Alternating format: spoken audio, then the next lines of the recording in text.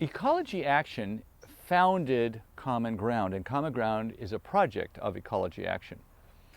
Ecology Action exists in Willits, which is about 4-hour drives north of here, and their mission states that they want to enhance the use of biointensive organic agriculture throughout the world.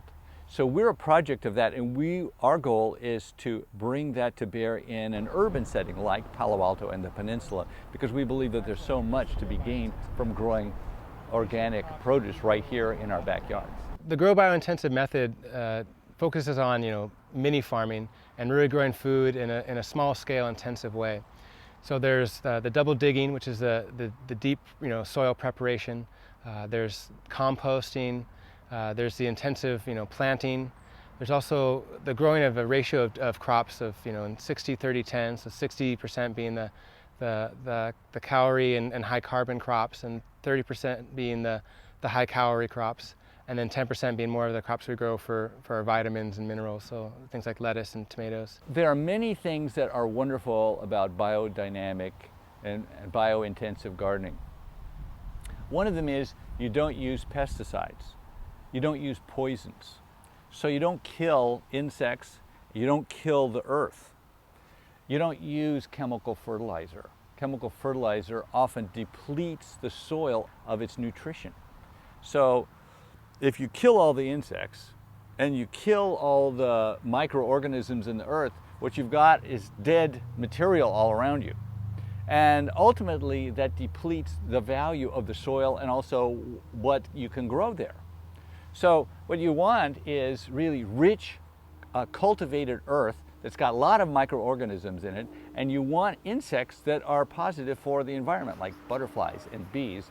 Techniques of Grow Biointensive were based upon using some of these older systems and then combining those with biodynamic farming, which came out of Austria, and really combining those techniques as well as refining them with a lot of modern day research and science, so that they didn't just stay with what was done in the past. They took those and really adapted those and took the best of these different systems of intensive agriculture, and then they've really developed them through the research garden, refining them in terms of spacing, what crops do best, how to grow the crops in a really good ratio so that they're providing for the nutrition of the soil as well as human nutrition in our diet.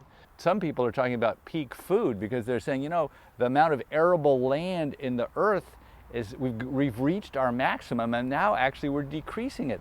So how do we feed all the people? And also, because of oil, the price of oil, we're transporting the average amount of food that we get in a supermarket travels 1,500 miles by plane, by truck. We're using up all this oil just to get food to us. So this doesn't make a lot of sense. Why don't we try to grow food locally? And what could be more local than growing it in your own yard? So people say, oh, hey, well, how do we do that? Common Ground is the place to learn how to do that. One of the things that's really exciting for me working out here in the Common Ground demonstration garden is that when students who come out here and work with me and then they go home and they apply things at home, or they take some of the produce home and they come back with these stories of, wow, I've never tried Jerusalem artichokes or kale, and I took them home and tried it, and right, it does taste better when you grow it yourself. So that's really exciting, and the fact that they're trying new things and really stretching out to taste something new or to try a different technique, and then coming back with that big smile because they're so enthusiastic and inspired to see the joy in somebody else, and to know that they took something from this garden and planted those seeds back home, and then now are coming back to share those stories. It just makes it so wonderful for me to be out here.